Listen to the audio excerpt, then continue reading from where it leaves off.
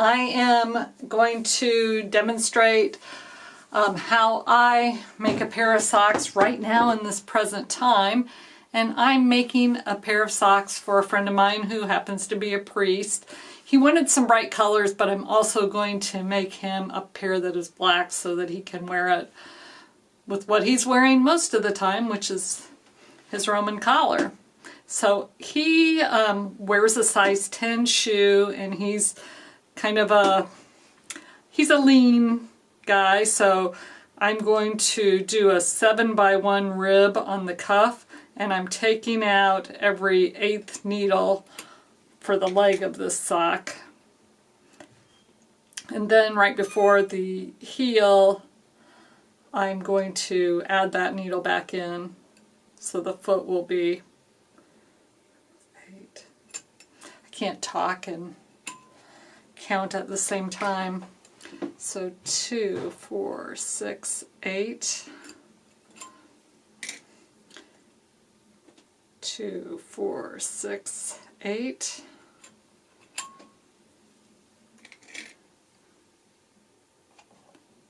2, 4, 6, 8. I did have this marked on my cylinder, but when I remarked my cylinder, I took it off. Sorry, my phone is going.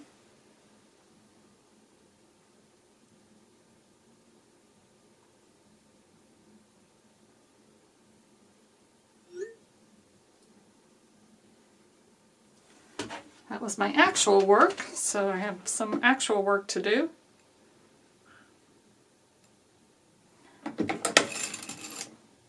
Two, 4, 6, 8. 2, 4, 6, 8. All right.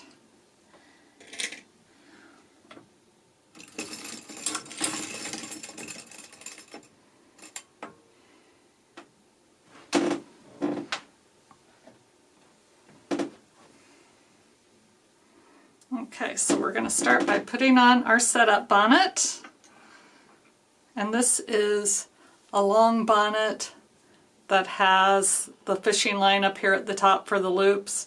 I like this long bonnet because I can hook my buckle and weight directly to it, and I don't have to start off with rings and then switch to the buckle as the sock gets longer. So I'm going to go ahead and hang all these on,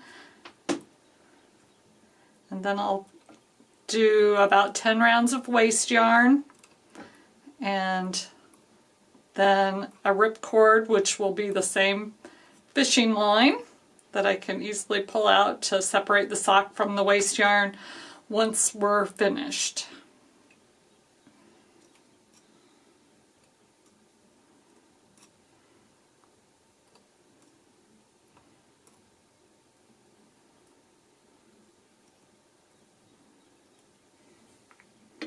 Okay.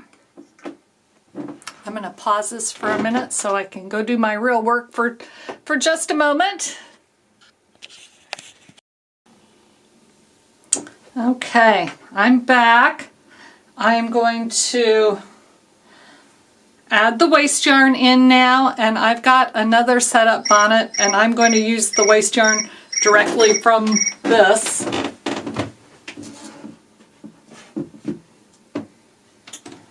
Sorry, my phone is buzzing again. It may just do that, so I'm going to ignore it while I'm getting this done, or just look at it every once in a while.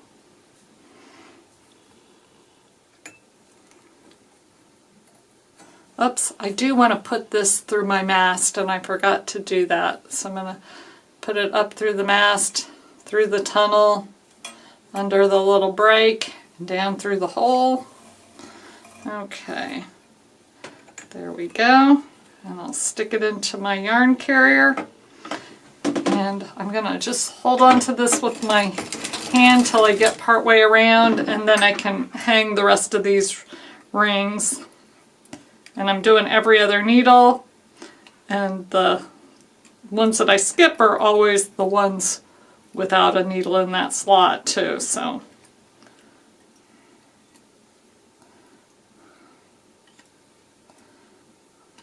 Okay. We'll just crank around till this waste yarn is about used up. I'm going to do one more round. There we go. And I'll pull that in, and then we're going to add our ripcord, which is, again, some fishing line. Very slippery, so it's easy to pull out after the sock is complete. And this goes in between this orange waste yarn and the project yarn, the sock yarn. And this makes it just super easy to separate the waste yarn from the project yarn. I am adding my buckle and weight to the bottom of the setup bonnet.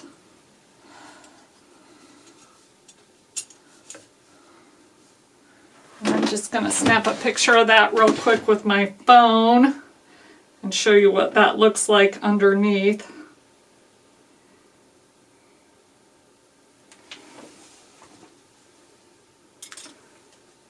Hanging the weight on there.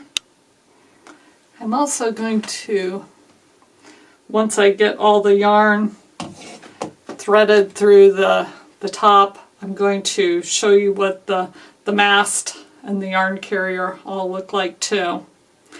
I am using some black yarn from Hobby. It's called their Black Friday yarn, not because the yarn is black, but they had it in packs of 4 skeins for a sale that I just got it, but I'm assuming that they did that for Black Friday 2023.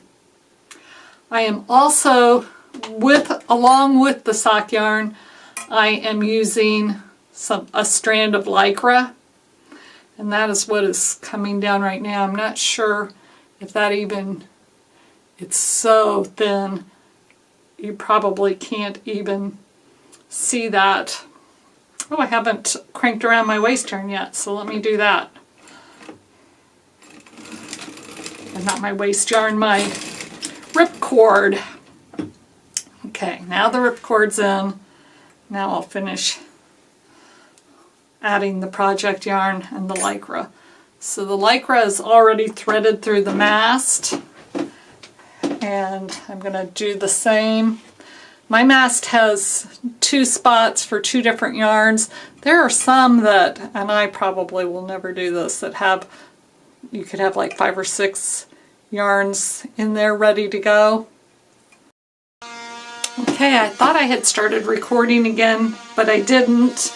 I cranked all of the rows for the hung hem, and now I have just been hanging the stitches. I E-wrapped with my yarn tail these first few needles so that I don't have to work that tail in later. And I'm going to crank around a little bit so I can expose the needles that are retracted into the cylinder and continue hanging the hem. So I have not added my weight on yet. I'm just going to crank around these first few, and this one is a bit tight.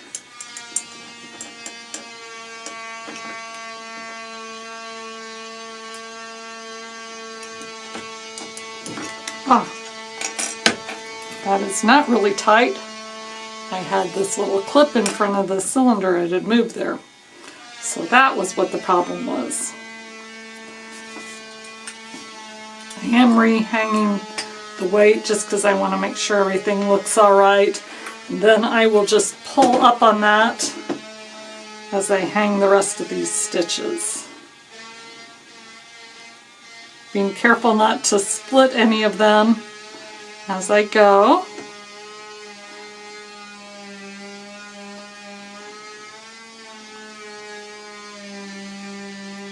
Now this last one is always a little bit difficult to find.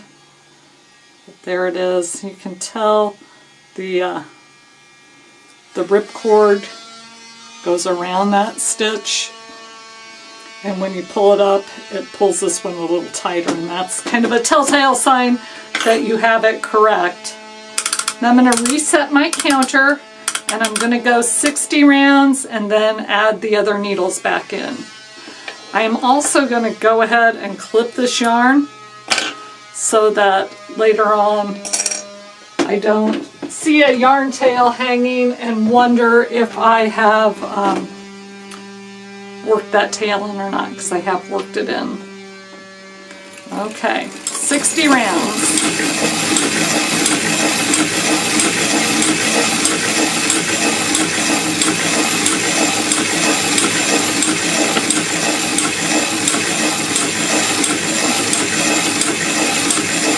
We're at 25.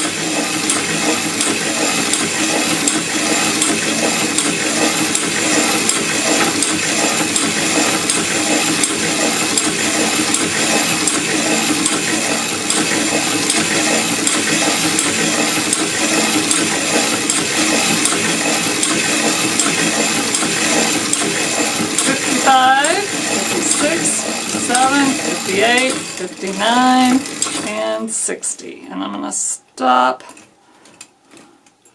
right about there, which there's a V-cam in really outside of the cylinder where the yarn is, and it starts here but ends there, and it blocks the needles, so I can't add it. Carly, come here.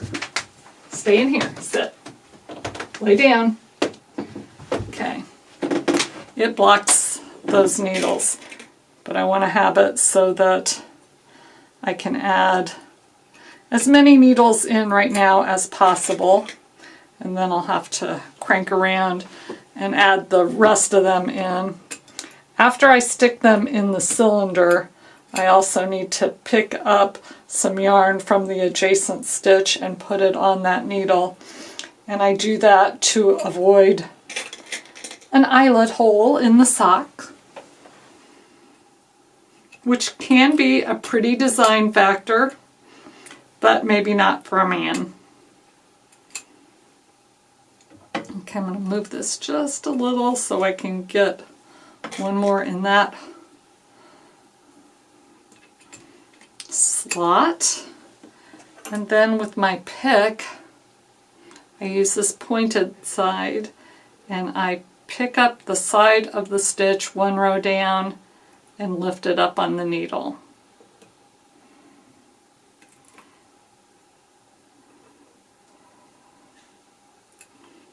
And I'll do that all the way around, as many needles as I've added in. You want to just check all of those needles too, and make sure that the latch hook is open on those needles so that they will knit when you start cranking around. So I'm going to go a little bit further so I can get these last two in.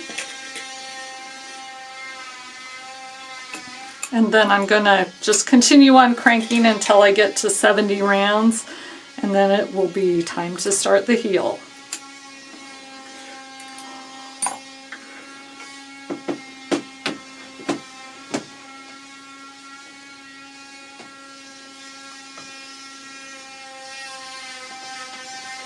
Okay.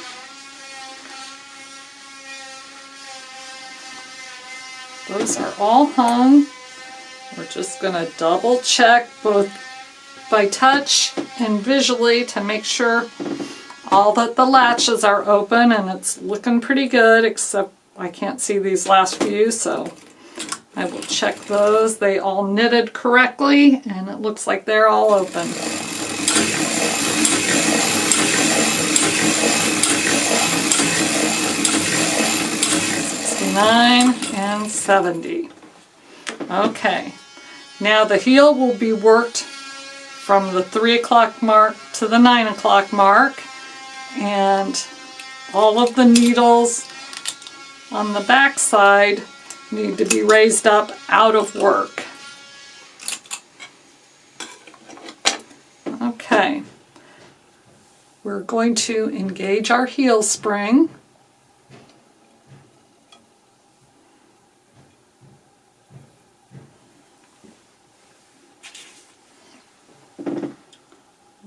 I'll add in a picture of the mast with the heel spring engaged. You can see the bottom of my light on there. So this side has the Lycra and the other side has the project yarn. But they all come through. They all come through the tunnel and the break and then the hole. Okay, so I'm going to crank to the back and lift the first needle on the right. And I like to mark that first needle because I stopped just before I put that down when the heel is complete. So that was my first needle. I'm going to crank back the other direction.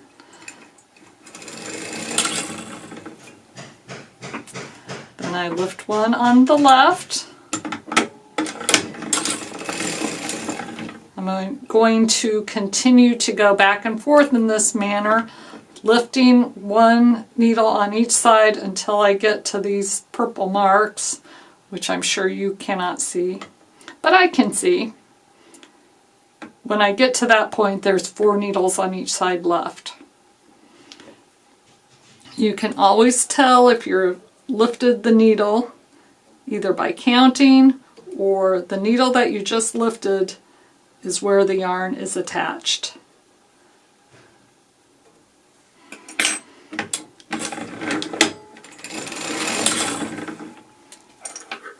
So lifting a needle on the left.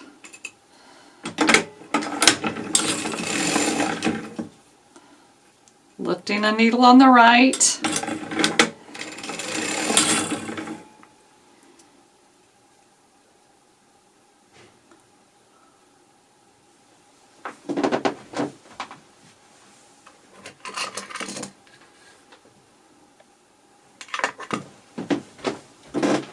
I don't have my microphone on, so hopefully you can hear me. Putting a needle on the left, and now we're back to the right.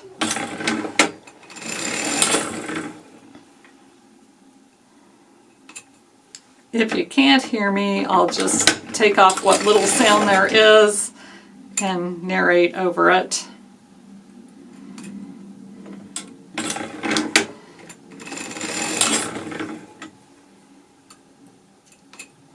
One more on the left. I haven't put my heel fork, my V-hook in just yet, but I'm pulling down on the fabric with my left hand. Now I'm going to go ahead and add my heel fork in. And that comes in front of these 2 areas that are marked with the yellow. That's the end of what I need to lift. I'll put those in and I add the weight.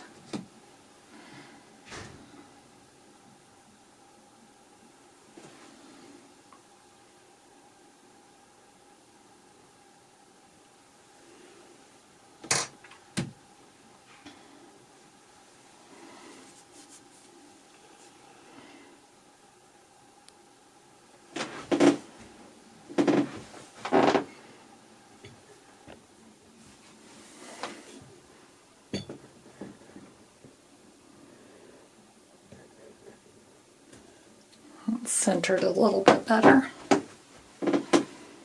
Okay, so I've lifted the needle on the right and I'll crank back that direction. Lift a needle on the left.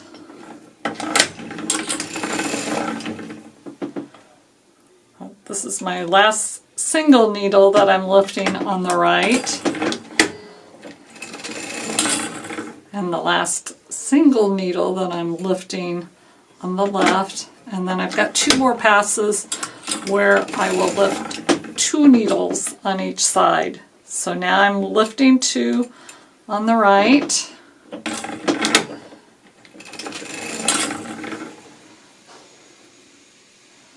Lifting 2 on the left. lifting the last two on the right.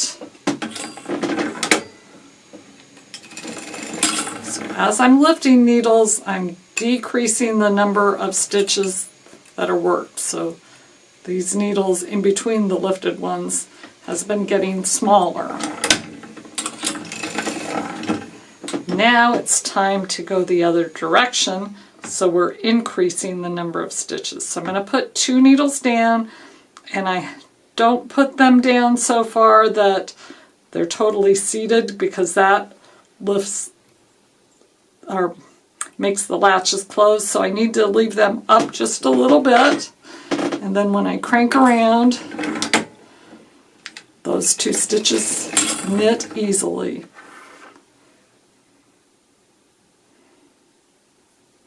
We'll do that on the other side, and gosh, I must have only lifted 1 on that side. So I'm just lowering 1.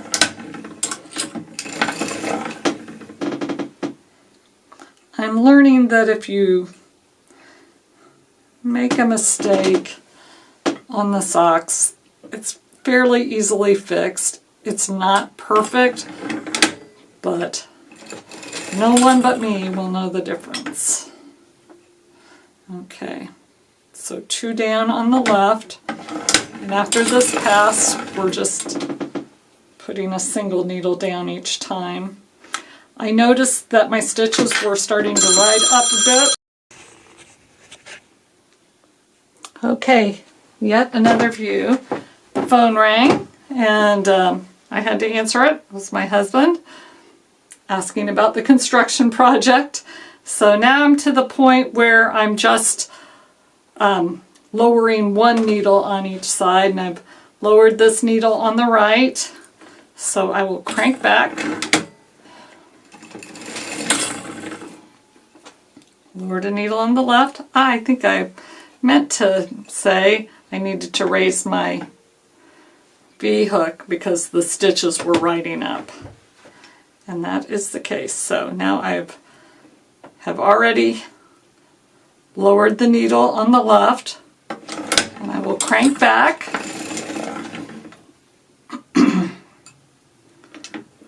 lower the needle on the right,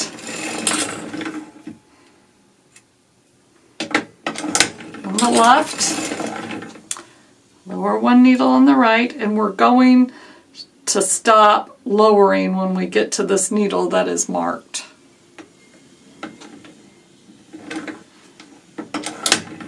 I'll make sure I go far enough over, because if I don't, my needles don't raise up as they're supposed to.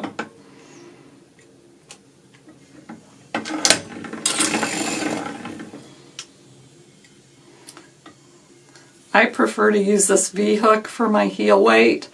You don't have to change its position very often.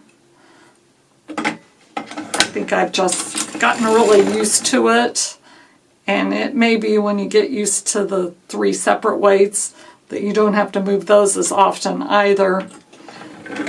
But it just seemed a lot harder to move 3 separate pieces than just the 1 V-hook. And I like how it pulls down very evenly. As it gets a little further away from the cylinder, you can push it back with your hand, and that puts pressure on those stitches to stay down close to the cylinder. Okay, I need to lower this stitch, and that will be the last one that I lower on the right. Lower 1 more on the left, and then I'm going to stop at about 6 o'clock, a little bit further than 6. And now I will push all of these needles down, again making sure that all the latches remain open so you don't seat them all the way down into the cylinder.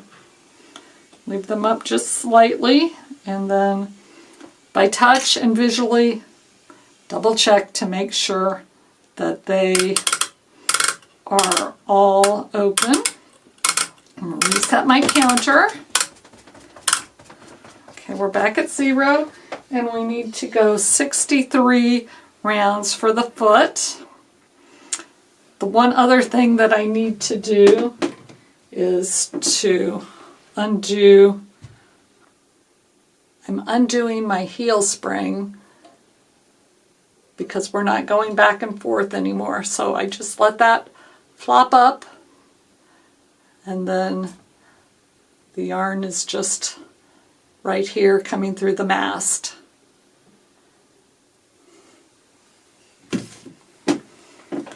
Now I will crank the 63 rounds.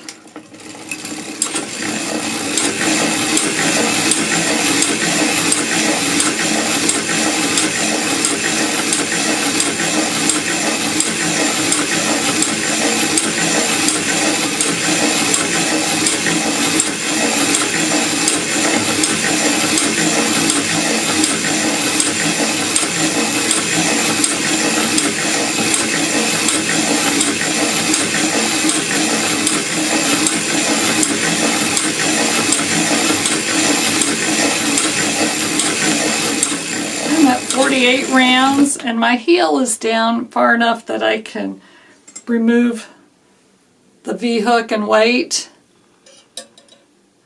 And we need to move my buckle up past that heel so that there's not any excess fabric to be looser than everything else. So I just scoop my buckle up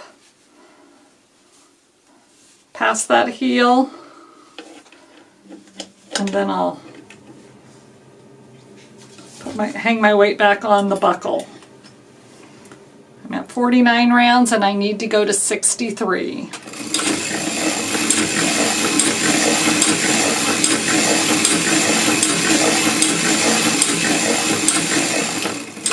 60. 1, 2, 3. Now the toe will be worked basically exactly like the heel. So I'm lifting up the back 32 needles. I don't think I said this, but I'm using my 64 stitch cylinder, or 64 slot or needle cylinder. I will need to re-engage my heel spring because I'm going to be going back and forth again, and I'll crank to the back, and that heel spring keeps that yarn tight back here as we go back and forth. If not, if you didn't have that working, you can't make the heel very well. There's probably some way to do it. So I've raised the first needle, and I'm going to crank over to the other side, and again I will mark the first needle that I lifted because I'm going to stop when I get to that point when I go the other direction. And by saying go the other direction, when I'm increasing stitches rather than decreasing. So this first half of the toe, we are decreasing stitches.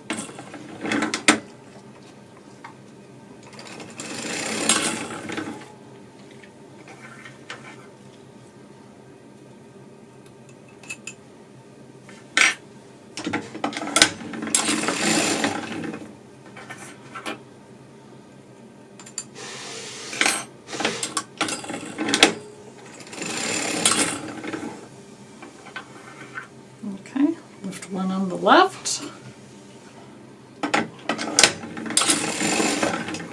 lift one on the right,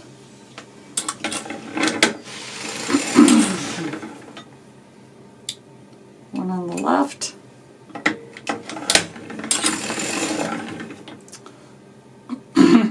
lift another on the right,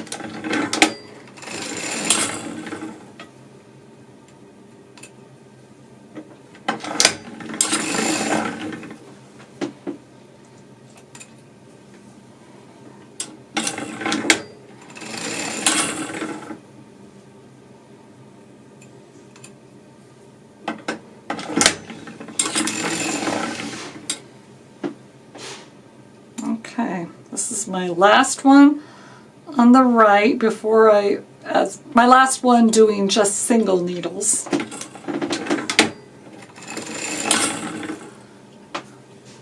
And my last one on the left with single needles. And I made it pretty far without adding my V-hook, but I'm going to add that back in now. And you just kind of squeeze it as you put it in because you want to get it placed about here and here when you hook it in. When it's actually hanging there, it stretches out a little bit because that's the natural bend of that metal. So I'm going to lift 2 on the right and crank back around, and lift 2 on the left and crank back around. Lift the last 2 on the right,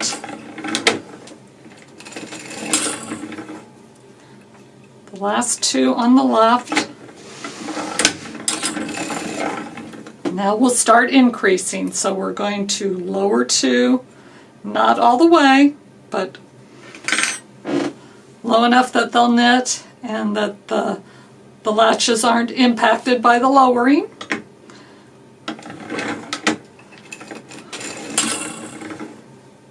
Lower 2 on the left.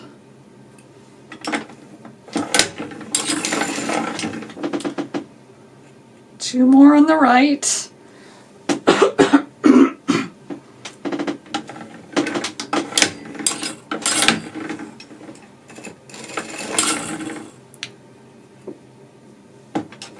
Two more on the left.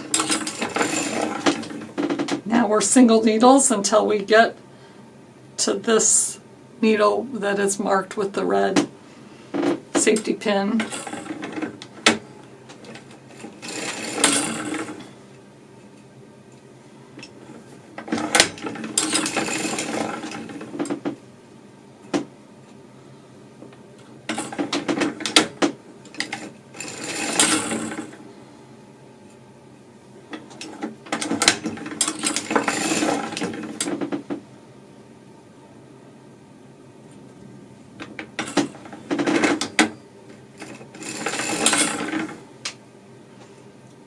One down on the left, one down on the right. Okay, I'm going to snap a picture of this to show how the yarn is up away from the cylinder. That means it's time to raise the V-hook.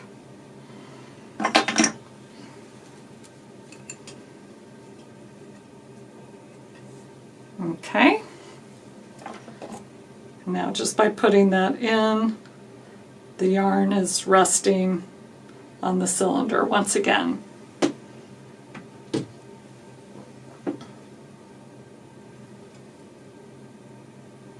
And I've lowered that needle already. I can see the yarn in front.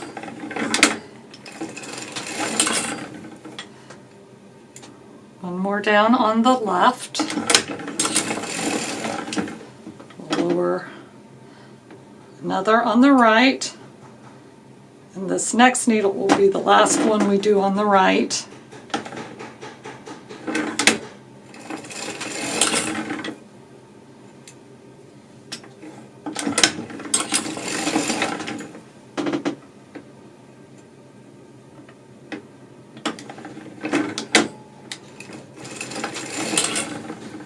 Okay, this is the last needle to go down, and then we are going to stop at 6 o'clock or a 6-ish. Doesn't have to be right at 6 o'clock. We're going to lower these needles, and then we're going to add in waste yarn. Well, actually, we got to go around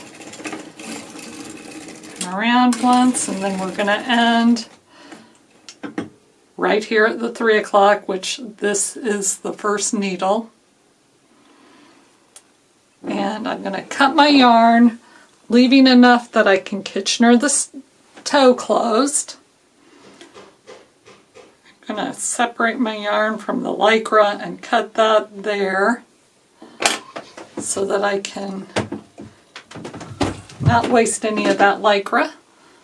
Pull that out. And I'm going to take this yarn out of the carrier and put it inside the sock. And it's just going to wait there for us to Kitchener up the toe. I like using this white waste yarn with this dark black yarn. That really helps when I'm Kitchenering because there's such a high contrast. And I just had a little ball of this white waste yarn, so I'm just going to crank until that ball is complete. It's fairly long, but I don't want to cut it because I may need that full length in the next application. And as it runs out, you just continue to crank around and the yarn comes off the needles. So, other than Kitchenering the toe closed, this sock is pretty well done. I am going to do the fun part, which is pulling out the ripcord to separate the sock from the waste yarn.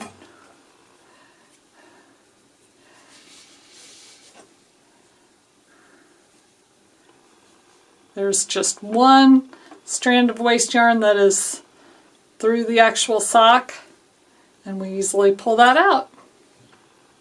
Thank you so much for watching. Bye-bye.